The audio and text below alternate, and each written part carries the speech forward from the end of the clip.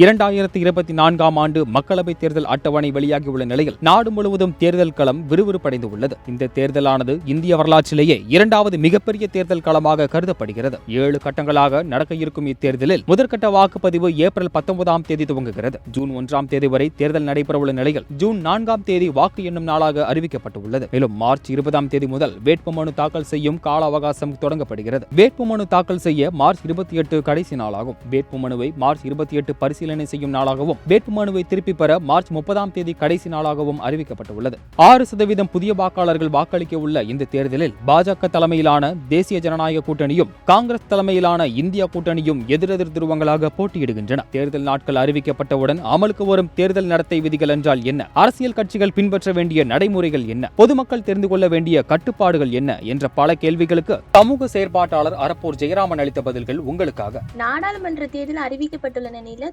தமிழ்நாடு, கேரளா, ஆந்திரா மாதிரியான மாநிலங்கள் முதல் கட்ட தேர்தலை சந்திக்க இருக்கு.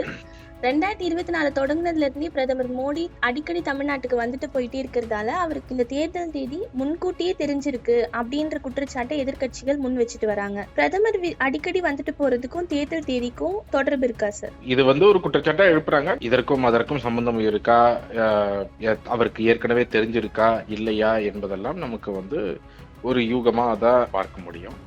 ஆனால் இருக்கிறதுல மிக முக்கியமான கேள்வி எங்கு எழுவது அப்படின்னா, தேர்தல் ஆணையர்கள் எப்படி தேர்ந்தெடுக்கப்படுகிறார்கள்? ஆளுங்கட்சியுடைய கைப்பாவையாக அல்லது ஆளுங்கட்சியுடைய அவர்கள் மட்டுமே முடிவு செய்யக்கூடிய ஒருவராக தேர்தல் ஆணையர்கள் தேர்வு செய்யப்படும் முறையினால், அப்பொழுது தேர்தல் ஆணையர்கள் ஆளுங்கட்சி அவங்களே நியமிக்கிறாங்க அப்படின்னும் பொழுது என்ன ஆகுது அந்த இடத்துல அப்படின்னா, அவர்கள் ஆளுங்கட்சியோட நெருக்கமாக இருப்பார்களோ என்ற சந்தேகத்தை அது எழுப்புகிறது. அதனாலதான் அந்த தேர்தல் ஆணையர்கள் நியமிக்கப்படும் முறை சரியாக தன்னிச்சையான ஒரு முறையாக இருக்கும் பொழுதுதான் இது போன்ற சந்தேகங்கள், இது போன்ற விஷயங்கள் கேள்விக்குள்ளாகாமல் இருக்கும்.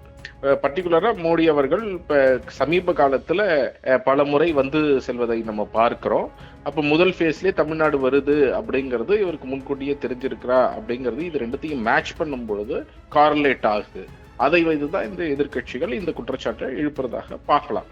சோ இந்த மாதிரி ஒரு குற்றச்சாட்டு இல்ல விஷயங்களோ வராமல் இருக்கணும், இல்ல இந்த மாதிரி நடக்காம இருக்கணும்னா அதற்கு தேர்தல் ஆணையர்கள் தன்னிச்சையாக நியமிக்கப்படுவது ரொம்ப முக்கியம்.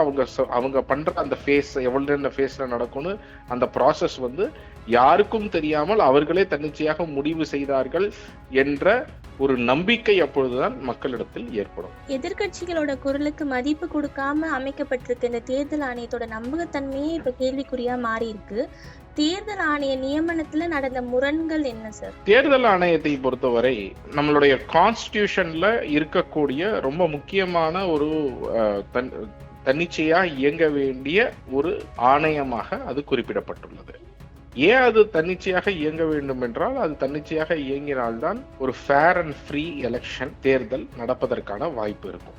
அந்த மாதிரி ஒரு ஃபேர் அண்ட் ஃப்ரீ எலெக்ஷன் தான் நம்மளுடைய ஜனநாயகத்துடைய அடிப்படையான ஒன்று. அப்போ அந்த ஃபேர் அண்ட் ஃப்ரீ எலெக்ஷன் நடக்கிறதுக்கு தேர்தல் ஆணையம் தன்னிச்சையாக செயல்பட வேண்டும் என்றால், அந்த தேர்தல் ஆணையர்கள், நியமிக்கப்படக்கூடிய தேர்தல் ஆணையர்கள் எப்படி தேர்ந்தெடுக்கப்பட வேண்டும் என்பதுல ஒரு மிக முக்கியமான கேள்வி எழுப்பிச்சு. இதுலதான் ஒரு அருண் கோயல் என்பவர் எப்படி அவருடைய தேர்வு முறை அப்படிங்கிறது ஒரே நாள்ல முடிவாகி அவர் அப்ளை பண்ணி ஒரே நாளுக்குள்ள அரசாங்கம் கூடி முடிவெடுத்து உடனடியாக அவர் எப்படி நியமிக்கப்பட்டார் என்பதெல்லாம் உச்சநீதிமன்றத்துல ஒரு வழக்காக மாறின பிறகு, அப்போ உச்சநீதிமன்றம் கேள்வி எழுப்பி என்ன சொல்றாங்க அப்படின்னா, இன்னைக்கு தேர்தல் அந்த நியமிக்கக்கூடிய குழுவுல பிரதம மந்திரி இருப்பார், எதிர்கட்சி தலைவர் இருப்பார், உச்சநீதிமன்றத்துடைய தலைமை நீதிபதியும் இருப்பார் அப்படின்னு ஒரு பரவலான குழுவை அமைக்கிறாங்க. இந்த குழு பாராளுமன்றத்துல ஒரு தேர்தல் நியமிக்கப்படக்கூடிய ஒரு குழு பாராளுமன்றத்துல சட்டமாக நீங்க கொண்டு வர வரைக்கும் இந்த குழு தான் தேர்ந்தெடுக்கும் அப்படின்னு சொல்றாங்க.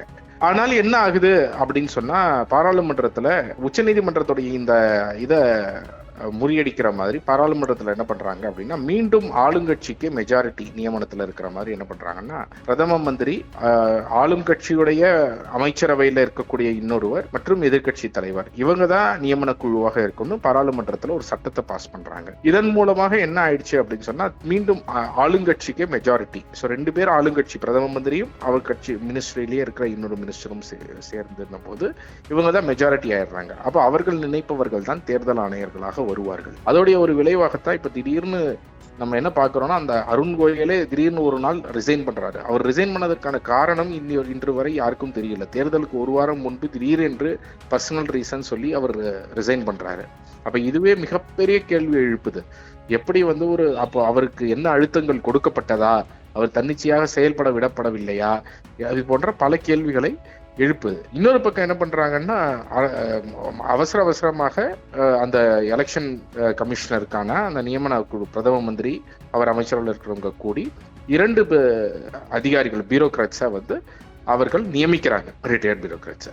ஸோ இந்த ப்ராசஸ்ல எந்த விதமான ஒரு நம்பிக்கை அளிக்கக்கூடியதாக இல்லை. ஏன்னா ஆளுங்கட்சியை மெஜாரிட்டியா இருக்கிறாங்க. அப்ப அவர்களே நியமிக்கக்கூடிய ஒருவர் அவர்களுக்கு சாதகமான ஆளை தான் அவங்க நியமிப்பாங்க இந்த ப்ராசஸ் படியே அப்படிங்கிறது தான் இதுல இருந்து தெரிய வருது. இதுதான் இதுல இருக்கக்கூடிய மிகப்பெரிய சிக்கல். ஸோ இந்த தன்னிச்சை தன்மையை முழுவதுமாக காலி செய்து விட்டார்கள் தேர்தல் ஆணைய நியமனத்துல அப்படிங்கிறது தான் நம்ம பார்க்கிறோம். முதல் கட்ட தேர்தல் ஏப்ரல் 19ஆம் தேதி நடக்குது சார். ஆனா அதோட எண்ணிக்கை ஜூன் 4ஆம் தேதி நடக்குது. இவ்வளவு நீண்ட இடைவெளி என்ன மாதிரியான, அதாவது என்ன பாதிப்புகளையோ இல்ல பாதிப்புகளுக்கான சாத்தியக்கூறுகள் இருக்க வாய்ப்பு இருக்கா? இதுல மிக முக்கியமான பிரச்சனை எங்க இருக்க போகுதுன்னா, முதல் ஃபேஸ்ல எலெக்ஷன் நடக்குது. அதற்கு பிறகு ஒரு பெரிய கேப்புக்கு பிறகுதான் முதல் ஃபேஸ்ல எலெக்ஷன் நடந்த இடங்கள்ல ஜூன் 4ஆம் தேதி தான் இது பண்ண போறாங்க. அப்போ அவ்வளவு நாட்கள் அந்த ஸ்ட்ராங் ரூமை கார்ட் பண்ண வேண்டியது ஒரு மிகப்பெரிய பிரச்சனையா இருக்கும். அதாவது எங்கெல்லாம் அந்த இவிஎம் மிஷின் வைக்கப்பட்டிருக்கிறதோ அது பாதுகாக்கப்பட வேண்டும். அப்போ அவ்வளவு நாட்கள் இருக்கும் பொழுது அதுல ஏதாவது அந்த பாதுகாப்பு கொடுக்கறதுலயே ஒரு மிகப்பெரிய பிரச்சனை இருக்க போகிறது அப்படின்னு நான் நினைக்கிறேன். ரொம்ப விழிப்புடன் எதிர்கட்சிகள் இருந்தாங்க அப்படின்னா தான் அதுல எதுவும் பிரச்சனை இல்லாமல் இருக்கும். இல்லைன்னா அங்க ஒருவேளை இவிஎம் மிஷினை மாற்றுவதற்கோ இல்ல மற்ற குளறுபடிகள் செய்வதற்கோ ஒரு வாய்ப்புகள் ஏற்படும்.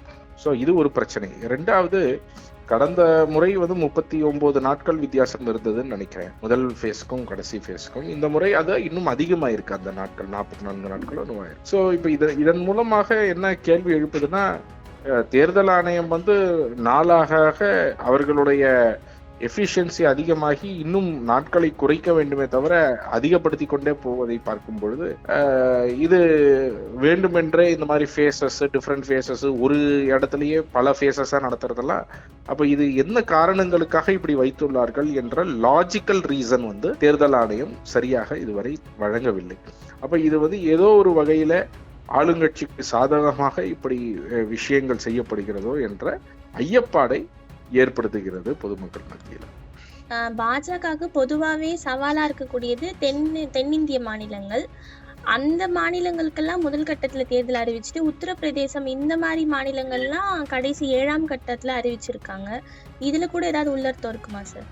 அதுதான் அந்த ஐயப்பாடை கண்டிப்பாக ஏற்படுத்துகிறது. ஏன் இது போன்ற இதற்கான லாஜிக் என்ன அப்படிங்கிற ஒரு மிக முக்கியமான கேள்வி கண்டிப்பாக எழும்புகிறது. இது அதிக காலம் அவர்களுக்கு பிரச்சாரம் செய்வதற்காக, பாஜகவுக்கு பிரச்சாரம் செய்வதற்கான வழிவகையை அவர்கள் ஸ்ட்ராங்காக இருக்கக்கூடிய மாநிலங்கள்ல அவங்க எங்கேருந்து அதிக சீட்டு கிடைக்க வாய்ப்பு இருக்குன்னு நினைக்கிறாங்களோ அந்தந்த பகுதிகளுக்கு அந்த ஒரு வழிமுறையை ஏற்படுத்துவதற்காக செய்திருக்கிறாங்களா அப்படிங்கிற முக்கியமான கேள்வியை எழுப்புகிறது. இருந்தாலும் இது எல்லாம் நான் ஏற்கனவே சொன்ன மாதிரி இந்த கேள்விகள்லாம் எதனால வருதுன்னா, தேர்தல் ஆணையர்களே அவர்கள் பாரபட்சமின்றி அப்பாயிண்ட் பண்ணப்பட்டவர்களாக இல்லை. அவர்களை ஒரு ஆளுங்கட்சி மெஜாரிட்டி இருக்கக்கூடிய ஒரு குழு நியமிப்பது இருக்கிறது என்ற பொழுது இந்த சந்தேகத்தை இது எழுப்புகிறது. இப்ப தேர்தல் தேதி அறிவிக்கப்பட்டாச்சு. இப்ப இதனால நடைமுறைக்கு வந்திருக்க தேர்தல் விதிகள் என்ன சார்? இப்போ பரப்புரை பண்றாங்க, கட்சிகள் பண்றாங்க.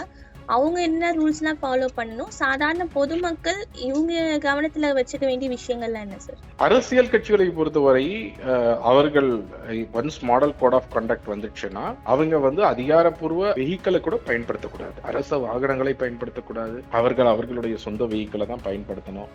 ரொம்ப முக்கியமாக மத ரீதியாக, ஜாதி ரீதியாக, இன ரீதியாக இது போன்ற பிளவுகள் ஏற்படுத்தக்கூடிய வகையில அவர்கள் எந்த ஒரு பேச்சும் பேசக்கூடாது. அது வந்து மாடல் கோட் ஆஃப் கண்டக்ட் படி அது ஒரு வயலேஷன். தேர்தல் நேரங்களில் அவர்கள் அந்த மாதிரி எதுவும் பேசக்கூடாது. இரண்டாவது, இது போன்ற வழிபாட்டு தலங்கள், கோவில், சர்ச்சோ, மாஸ்கோ, இது போன்ற இடங்கள் வாக்குகள் சேகரிக்க பயன்படுத்தப்படக்கூடாது அப்படிங்கிறதெல்லாம் மாடல் கோட் ஆஃப் கண்டக்ட் இருக்கு. ரொம்ப முக்கியமாக வெறுப்பு பேச்சு, ஒரு ஜாதி ரீதியாகவோ மத ரீதியாகவோ இது போன்ற வெறுப்பு பேச்சுகள் எதுவுமே அவர்கள் ஈடுபடக்கூடாது அப்படிங்கிறது மாடல் கோட் ஆஃப் கண்டக்ட்.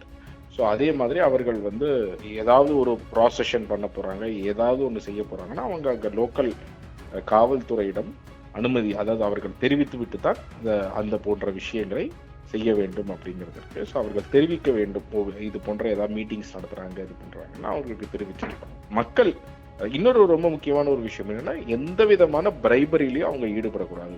வாக்காளர்களுக்கு பணம் கொடுக்கக்கூடிய விஷயங்கள், அது பணமாக இருந்தாலும் சரி, பொருளாக இருந்தாலும் சரி, அது எதுவுமே அரசியல் கட்சியில் இருக்கக்கூடியவர்கள் ஈடுபடக்கூடாது. அது சட்டவிரோதமானது. மக்களை பொறுத்தவரை மக்களும் இது போன்று பணம் கொடுத்தால் வாங்கக்கூடாது அப்படிங்கிறதும் சட்டம்.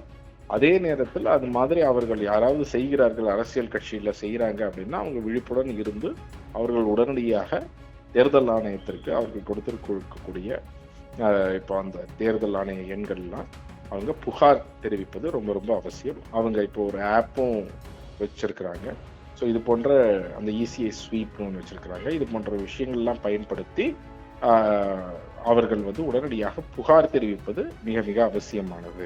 2024 நாடாளுமன்ற தேர்தல் நியாயமான முறையில நடக்கணும்னா தேர்தல் ஆணையம் உறுதிப்படுத்த வேண்டிய நடைமுறைகள் என்ன சார்? தேர்தல் ஆணையம் உறுதிப்படுத்த வேண்டியது என்ன அப்படின்னா, அனைத்து கட்சிகளுக்கும் சமமான வாய்ப்புகள் கிடைக்கிறது அப்படிங்கிறத அவர்கள் உறுதிப்படுத்தணும். அது ஒரு இண்டிபெண்டா இருந்தா கூட. அப்போ ரொம்ப முக்கியமாக அரசியல் அவங்க வந்து அட்வர்டைஸ்மெண்ட்ல இருந்து அனைத்து விஷயங்களையும் ட்ராக் பண்ணணும்.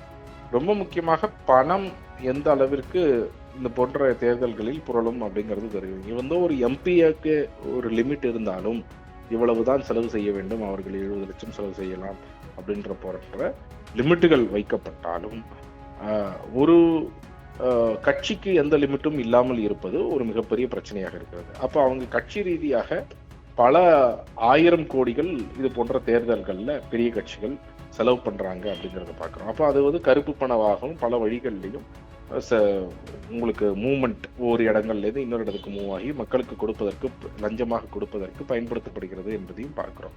அப்போ இந்த மாதிரி விஷயங்கள்ல தேர்தல் ஆணையம் ஒரு சாராராக ஈடுபடாமல், இன்னைக்கு நம்ம வந்து வருமான வரித்துறையோ இடியோ இல்ல தேர்தல் ஆணையமோ இது போன்ற நேரங்கள்ல எதிர்கட்சிகளை மீது மட்டும் நடவடிக்கை எடுத்துவிட்டு ஆளுங்கட்சிகளின் மீது நடவடிக்கை எடுக்காமல் இருந்தால் அது ஒரு மிகப்பெரிய பிரச்சனை. ஒரு உதாரணத்திற்கு சொல்ல வேண்டும் என்றால், கடந்த தேர்தலில் நரேந்திர மோடி மற்றும் அமித்ஷா அவர்கள் மீது வெறுப்பு பேச்சிற்கான புகார்கள் வந்து தெரிவிக்கப்பட்டன. ஆனால் அதன் மீது எந்த விதமான நடவடிக்கையும் தேர்தல் ஆணையம் எடுக்கவில்லை கடந்த முறை. அப்போ இது போன்று தேர்தல் ஆணையம் செயல்படாமல் அவர்கள் பாரபட்சமின்றி யார் தவறு செய்தாலும், யார் மாடல் கோட் ஆஃப் கான்டக்டை வயலேட் பண்ணாலும் அவர்கள் மீது உடனடியாக நடவடிக்கை எடுக்க வேண்டும். அதே மாதிரி பணப்பட்டுவாடாவும் எந்த கட்சி செய்தாலும், ஆளுங்கட்சி என்றால் அதை கண்டு கொள்ளாமல் இருப்பதும், எதிர்கட்சி என்றால் மட்டும் பிடிப்பதும், அந்த மாதிரி போக்கு இல்லாமல் யார் கொடுத்தாலும் தவறு என்று அனைவரையும் சமமாக சம அளவில் பார்த்து அனைத்து தவறுகளையும் அவர்கள் பிடிப்பது மிக மிக அவசியமானது. இது போன்ற பல பயனுள்ள தகவல்களை தெரிந்து கொள்ள சத்தியம் டிஜிட்டலுடன் எப்பொழுதும் இணைந்திருங்கள்.